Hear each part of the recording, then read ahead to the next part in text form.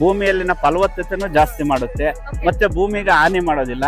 ಇವು ಒಂದು ಜೈವಿಕ ನೇಗಿಲಾಗೂ ಸಹ ಕೆಲಸ ಮಾಡುತ್ತೆ, ಯಾಕಂದ್ರೆ ಬೇರು ಬಹಳ ಆಳವಾಗಿ ಹೋಗುತ್ತೆ. ಸೊ ಹೀಗೆ ಎಲ್ಲ ಅನುಕೂಲಗಳಿದೆ. ಮತ್ತು ನೀವು ಯುರೋಪ್ ಅಥವಾ ಅಮೆರಿಕಕ್ಕೆ ಹೋಗ್ಬಿಟ್ರೆ ನಮ್ದೆಲ್ಲ ಏನಂದ್ರೆ ಯೂರಿಯಾ ಬೇಸ್ಡ್ ಊಟ ಅಂತಾರ.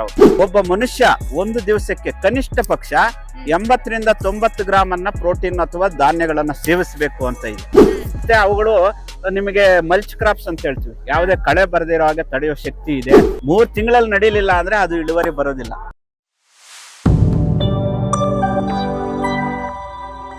ಸರ್, ದ್ವಿದಳ ಧಾನ್ಯಕ್ಕೂ ನಮ್ಮ ಕೃಷಿ ಭೂಮಿಗೂ ಅಗಾಧ ಪ್ರಮಾಣದ ಒಂದು ನಂಟಿದೆ ಅಂತ ಹೇಳ್ತಾರೆ. ಅದರಲ್ಲೂ ನಿಮ್ಗೆ ಗೊತ್ತಿದೆ, ಈ ಬೇರಿನಲ್ಲಿ ಇರೋ ಗಂಟು ನಮ್ಮ ಕೃಷಿ ಭೂಮಿಗೆ ಅಗಾಧ ಪ್ರಮಾಣದ ಗೊಬ್ಬರವನ್ನ ಕೊಡುತ್ತೆ ಅಂತ ಹೇಳ್ತಾನೆ ಬಂದಿದ್ದಾರೆ.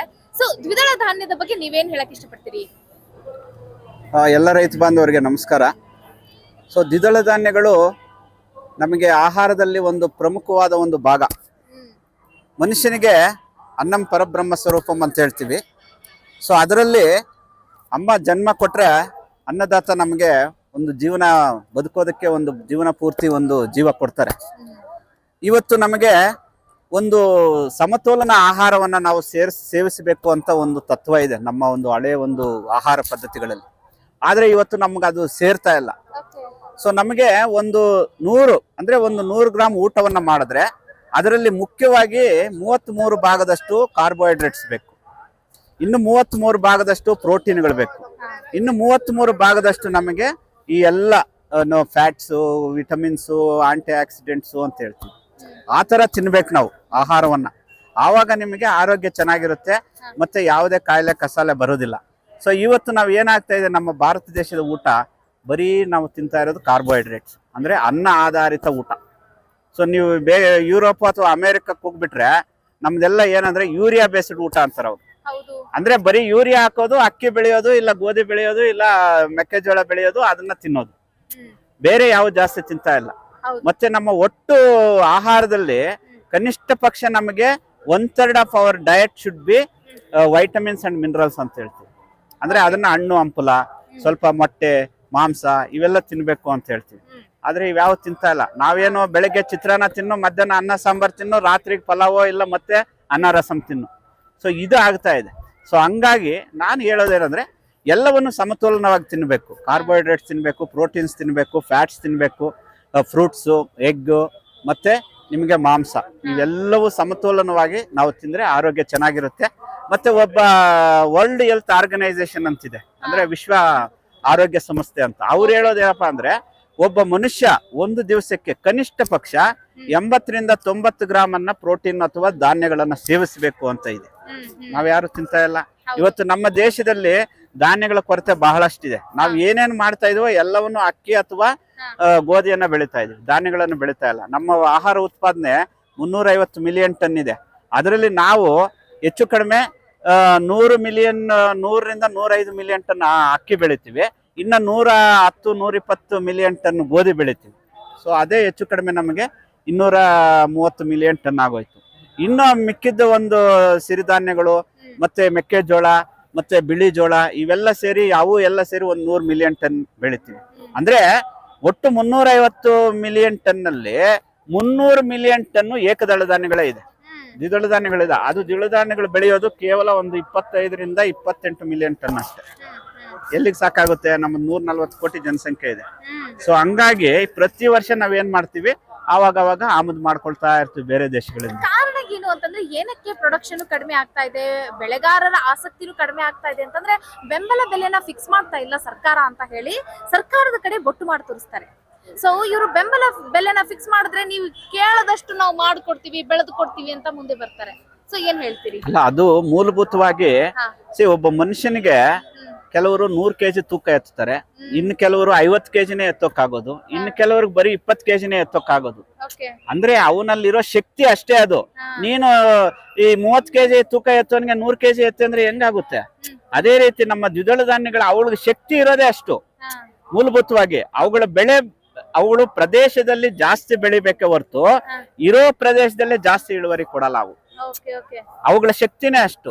ಯಾಕಂದ್ರೆ ಅವಕ್ಕೂ ಏಕದಳ ಧಾನ್ಯಗಳಿಗೂ ನಾವು ವಿಜ್ಞಾನದಲ್ಲಿ ಸಾಕಷ್ಟು ಡಿಫರೆನ್ಸಸ್ ಅಥವಾ ವ್ಯತ್ಯಾಸಗಳನ್ನ ನಾವು ಕಾಣಬಹುದು. ಹಾ. ಅವುಗಳ ಶಕ್ತಿ ಅಷ್ಟೇ. ಒಂದು ಸಾಧಾರಣವಾಗಿ ಒಂದು ಅಲಸಂದೆ 1 ಎಕರೆಯಲ್ಲಿ ಬೆಳೆದ್ರೆ ಹಾ. ನಿಮ್ಗೆ 5ರಿಂದ 6 ಕ್ವಿಂಟಾಲ್ ಬರುತ್ತೆ. ಹಾ. ಅದೇ ನೀವು 1 ಎಕರೆಯಲ್ಲಿ ರಾಗಿ ಬೆಳೆದ್ರೆ ಅಥವಾ ಭತ್ತ ಬೆಳೆದ್ರೆ ರಾಗಿ 20 ಕ್ವಿಂಟಾಲ್ ವರೆಗೂ ತೆಗಿಬಹುದು, ಹಾ. ಭತ್ತ 30 ಕ್ವಿಂಟಾಲ್ ವರೆಗೂ ತೆಗಿಬಹುದು, ಹಾ. ಜೋಳ 40 ಕ್ವಿಂಟಾಲ್ ವರೆಗೂ ತೆಗಿಬಹುದು. Okay. ಅಂದ್ರೆ ಮೂಲಭೂತವಾಗಿ ದ್ವಿದಳ ಧಾನ್ಯಗಳು ಅಷ್ಟೇ ಅವುಗಳ ಶಕ್ತಿ ಇರೋದು. ಅಂದ್ರೆ ಇಳುವರಿ ಪ್ರಮಾಣ ಕಡಿಮೆ ಇರುತ್ತೆ ಅವುಗಳಿಗೆ ಕಡಿಮೆ. ಮತ್ತೆ ಅವು ಬೇರೆ ಬೇರೆ ಒಂದು ಉಪಯೋಗಕ್ಕೆ ಬರ್ತವೆ. ಈಗ ರಾಗಿಯನ್ನು ಬೆಳೆದ್ರೆ ಒಂದು ಧಾನ್ಯ ತಿನ್ಬೋದು, ಇಲ್ಲ ನಾವು ಮೇವಿಗೆ ಉಪಯೋಗಿಸಬಹುದು. ಇವು ಹಂಗಲ್ಲ.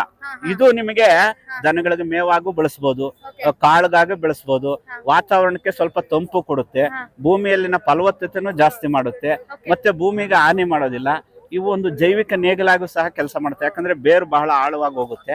ಸೊ ಹೀಗೆ ಎಲ್ಲಾ ಅನುಕೂಲಗಳಿದೆ. ಮತ್ತೆ ಅವುಗಳು ನಿಮಗೆ ಮಲ್ಚ್ ಕ್ರಾಪ್ಸ್ ಅಂತ ಹೇಳ್ತೀವಿ, ಯಾವುದೇ ಕಳೆ ಬರದಿರೋ ಹಾಗೆ ತಡೆಯೋ ಶಕ್ತಿ ಇದೆ. ಮತ್ತೆ ಗ್ರೀನ್ ಮ್ಯಾನ್ಯೂರ್ ಕ್ರಾಪ್ ಅಂತ ಹೇಳ್ತೀವಿ. ಗ್ರೀನ್ ಮ್ಯಾನ್ಯೂರ್ ಅಂದ್ರೆ ಸೊ ಅದು ಸಹ ನಿಮಗೆ ಗೊಬ್ಬರ ಆಗುತ್ತೆ. ಸೊ ಅವಕ್ಕೆ ಬೇರೆ ಶಕ್ತಿ ಜಾಸ್ತಿ ಇದೆ, ಧಾನ್ಯ ಶಕ್ತಿ ಕಡಿಮೆ ಇರ್ಬೋದು, ಅಷ್ಟು ಒಂದು ಗುಣಗಳು ನಿಮಗೆ ಏಕದಳ ಧಾನ್ಯಗಳಲ್ಲಿ ಬರೋದಿಲ್ಲ. ಸೊ ಹಂಗಾಗ್ಬಿಟ್ಟು ಅದನ್ನ ಜಾಸ್ತಿ ಬೆಳಿಬೇಕು. ಅಂದ್ರೆ ಒಂದೇ ಪ್ರದೇಶದಲ್ಲಿ ಜಾಸ್ತಿ ಬೆಳೆಯೋಕ್ಕಾಗಲ್ಲ, ಪ್ರದೇಶ ಜಾಸ್ತಿ ಮಾಡ್ಬೇಕು. ಇಳುವರಿಯಲ್ಲಿ ಜಾಸ್ತಿ ಮಾಡೋದಕ್ಕೆ ಅದು ಆಗೋದಿಲ್ಲ, ಅಷ್ಟೇ ಅದರ ಒಂದು ಶಕ್ತಿ. ಈಗ ರೈತರು ಇಳುವರಿ ಪ್ರಮಾಣ ಕಡಿಮೆ ಇರೋ ಕಾರಣಕ್ಕಾಗಿ ಅವರ ಚಿತ್ತ ಏಕದಳದತ್ತ ಹೋಗ್ತಾ ಇದೆ ಅಂತ ಹೇಳ್ತಿದ್ರೆ, ಇನ್ನೊಂದು ತಪ್ಪಾಗ್ತಾ ಇದೆ ಗೊತ್ತಾ ನಿಮ್ಗೆ? ಅತಿ ಹೆಚ್ಚಾಗಿ ಈಗ ತೋಟಗಾರಿಕೆ ಬೆಳೆ ಹತ್ತ ಗಮನ ಹರಿಸ್ತಾ ಇದ್ದಾರೆ, ಈ ಪ್ರೈಮರಿ ಕ್ರಾಪ್ಸ್ ಗಳನ್ನ ಕೈ ಬಿಡ್ತಾ ಇದ್ದಾರೆ. ಅದ್ರಲ್ಲೂ ದ್ವಿದಳ ಧಾನ್ಯ ಅಂತೂ ಫುಲ್ ಅಧೋಗತಿಗೆ ಹೋಗ್ಬಿಟ್ಟಿದೆ. ಈಗ ನೀವ್ ಹೇಳಿ, ಈ ದ್ವಿದಳ ಧಾನ್ಯದಿಂದ ಕೃಷಿ ಭೂಮಿಗೆ ಯಾವ ರೀತಿಯಾಗಿ ಉಪಯೋಗ ಇದೆ ಅದನ್ನ ವೈಜ್ಞಾನಿಕವಾಗಿ ವಿಶ್ಲೇಷಣೆ ಮಾಡೋದಾದ್ರೆ? ದ್ವಿದಳ ಧಾನ್ಯಗಳಿಗೂ ತೋಟಗಾರಿಕಾ ಬೆಳೆಗಳಿಗೂ ಏನಪ್ಪಾ ಅಂದ್ರೆ ಒಂದು ವ್ಯತ್ಯಾಸ ಅಲ್ಲ. ಏಕದಳ ಧಾನ್ಯಗಳು ನೀವು ಪರಿಗಣಿಸ್ಕೋಬಹುದು. ಸೊ ಇಲ್ಲಿ ಕೂಲಿ ಕಾರ್ಮಿಕರು ಸತತವಾಗಿ ಕೆಲಸ ಮಾಡ್ಬೇಕಾಗುತ್ತೆ. ಈಗ ಒಂದು ಜಮೀನು ಸಿದ್ಧತೆ ಮಾಡೋದಿರ್ಬೋದು, ಬೀಜ ಬಿತ್ತನೆ ಮಾಡೋದಿರ್ಬೋದು, ಕಳೆ ತೆಗೆಯೋದಿರ್ಬೋದು, ಅಂತರ್ ಬೇಸಾಯ ಮಾಡೋದಿರ್ಬೋದು, ಮತ್ತೆ ಅದಕ್ಕೆ ಗೊಬ್ಬರ ಹೊಡೆಯೋದಿರ್ಬೋದು ಮೇಲ್ಗೊಬ್ಬರವಾಗಿ, ಇವೆಲ್ಲವೂ ಸಹ 3 ತಿಂಗಳಲ್ಲೇ ನಡಿಬೇಕು. 3 ತಿಂಗಳಲ್ಲಿ ನಡೀಲಿಲ್ಲ ಅಂದ್ರೆ ಅದು ಇಳುವರಿ ಬರೋದಿಲ್ಲ. ಆದ್ರೆ ಈ ತೋಟಗಾರಿಕಾ ಬೆಳೆಗಳಿಗೆ ಹಂಗಲ್ಲ. ವರ್ಷಕ್ಕೆ 1 ಸರಿ 2 ಸರಿ ಗೊಬ್ಬರ ಹಾಕ್ತಾರೆ, 1 ಸರಿ 2 ಸರಿ ಉಳುಮೆ ಮಾಡ್ತಾರೆ, ಅಷ್ಟೇ ಫಸಲು ಬರುತ್ತೆ. ಸೊ ಅದಕ್ಕೆ ಅದು ಸುಲಭ. ಅದು ಕಾರ್ಮಿಕರು ಜಾಸ್ತಿ ಬೇಕಾಗಲ್ಲ. ಇಲ್ಲಿ ಹಂಗಾಗೋದಿಲ್ಲ. ಈ 90 ದಿವಸದಲ್ಲಿ ಎಲ್ಲಾ ಕೆಲಸ ನಡಿಬೇಕು, ಕಾರ್ಮಿಕರು ಜಾಸ್ತಿ ಬೇಕಾಗುತ್ತೆ. ಮತ್ತೆ ಇಳುವರಿ ಸ್ವಲ್ಪ ಕಡಿಮೆ. ಅವ್ರು ಮಾಡೋ ಖರ್ಚಿಗೆ ಬರೋ ಆದಾಯಕ್ಕೆ ಅವರಿಗೆ ಎರಡು ಸಹ ಸಮಾನ ಆಗೋದಿಲ್ಲ ಇತ್ತೀಚಿನ ದಿನಗಳಲ್ಲಿ. ಹಾಗಾಗ್ಬಿಟ್ಟು ಸ್ವಲ್ಪ ಆಲೋಚನೆ ಮಾಡ್ತಾರೆ. ಯಾರು ಬೆಳೆಯಲ್ಲ ಅಂತ ಹೇಳೋದಿಲ್ಲ, ಬೆಳೀತಾ ಇದ್ದಾರೆ, ಬಟ್ ಕಡಿಮೆ. ಮತ್ತೆ ಇವುಗಳನ್ನ ಪೂರ್ಣ ಪ್ರಮಾಣದಲ್ಲಿ ಬೆಳೆಗಳನ್ನ ಬೆಳೀತಾ ಇಲ್ಲ ರೈತರು. ಅಂತರ್ ಬೆಳೆ ಆಗಿ ಬೆಳೀತಾರೆ, ಅಲ್ಲಲ್ಲಿ ಸ್ವಲ್ಪ ಹಾಕ್ತಾರೆ. ಸೊ ಈ ತರ ಮಾಡ್ತಾ ಇದಾರೆ. ಮತ್ತೆ ಅವ್ರ ಮನೆಗೆ ಎಷ್ಟು ಬೇಕೋ ಅಷ್ಟು ಬೆಳ್ಕೊಳ್ತಾರೆ. ಸೊ ಇನ್ನೊಂದೇನಂದ್ರೆ, ಈ ಇಡೀ ಒಂದು ಬೆಳೆಯ ಒಂದು ಜೀವ ವೈವಿಧ್ಯತೆ ಏನಿದೆ, ಆ ಎಲ್ಲಾ ಬೆಳೆಗಳಲ್ಲಿ ದ್ವಿದಳ ಧಾನ್ಯಗಳಿಗೆ ಮಾತ್ರ ಭಗವಂತ ಒಂದು ಶಕ್ತಿ ಕೊಟ್ಟಿರೋದು. ಏನಪ್ಪಾ ಅಂದ್ರೆ, ವಾತಾವರಣದಲ್ಲಿ 78% ಸಾರಜನಕ ಇದೆ. ಅದನ್ನ ಹೀರಿಕೊಂಡು ತಾನೂ ಬಳಸ್ಕೊಳ್ಳುತ್ತೆ, ಜೊತೆಗೆ ಪಕ್ಕದಲ್ಲಿರೋ ಗಿಡಗಳಿಗೂ ಕೊಡುತ್ತೆ, ಮತ್ತೆ ಭೂಮಿಯಲ್ಲೂ ಅದು ಶೇಖರಣೆ ಮಾಡುತ್ತೆ. ಅಂತ ಒಂದು ಕೆಪಾಸಿಟಿ ಇರೋದು ಈ ದ್ವಿದಳ ಧಾನ್ಯಗಳಿಗೆ ಮಾತ್ರ. Self sustaining mechanism of nitrogen ಅಂತ ಹೇಳ್ತಿದ್ದಾರೆ. ಸೊ ಆ ಕೆಪಾಸಿಟಿ ಯಾವ ಇದಕ್ಕೂ ಇಲ್ಲ. ಸೊ ಹಂಗಾಗ್ಬಿಟ್ಟು ನೀವೇನು ಈಗ ಯೂರಿಯಾ ಹಾಕಿದ್ರೆ ಒಂದು 100 kg ಹಾಕಿದ್ರೆ ಬರೀ 30 kg ಅಥವಾ 35 kg ಅಷ್ಟೇ ಗಿಡಕ್ಕೆ ಹೋಗೋದು. ಮಿಕ್ಕಿದ್ದ 65% ಒಂದು ನೀರಲ್ಲಿ ಹೋಗುತ್ತೆ, ಒಂದು ಗಾಳಿಗೆ ಹೋಗುತ್ತೆ, ಇಲ್ಲ ಎಲ್ಲೋ ಆವಿಯಾಗಿ ಹೋಗುತ್ತೆ. ಆದ್ರೆ ಗಿಡ ತಾನಾಗೆ ಹಿಡ್ಕೊಂಡ್ರೆ ಅದು ಬಳಸ್ಕೊಳ್ಳುತ್ತೆ, ಯಾಕಂದ್ರೆ ಅದು ಒಂದು ಸತತ ಸ್ವಪ್ರಯತ್ನ. ಸೊ ಹಂಗಾಗ್ಬಿಟ್ಟು ಮತ್ತೆ ಅದರಲ್ಲಿ ಗಂಟುಗಳಿರುತ್ತೆ, ಅದ್ರ ಒಳಗಡೆ ಲೆಗ್ ಹಿಮೋಗ್ಲೋಬಿನ್ ಅಂತ ಒಂದು ಪಿಗ್ಮೆಂಟ್ ಇರುತ್ತೆ. ಸೊ ಅದು ಆ ಕೆಲಸ ಮಾಡುತ್ತೆ. ಆ ಕೆಲಸ ಮಾಡೋದಕ್ಕೆ ದ್ವಿದಳ ಧಾನ್ಯಗಳಿಗೆ ಮಾತ್ರ ಸಾಧ್ಯ ಇದೆ, ಬೇರೆ ಯಾವ ಬೆಳೆಗಳಿಗೂ ಸಹ ಅದು ಸಾಧ್ಯ ಇಲ್ಲ.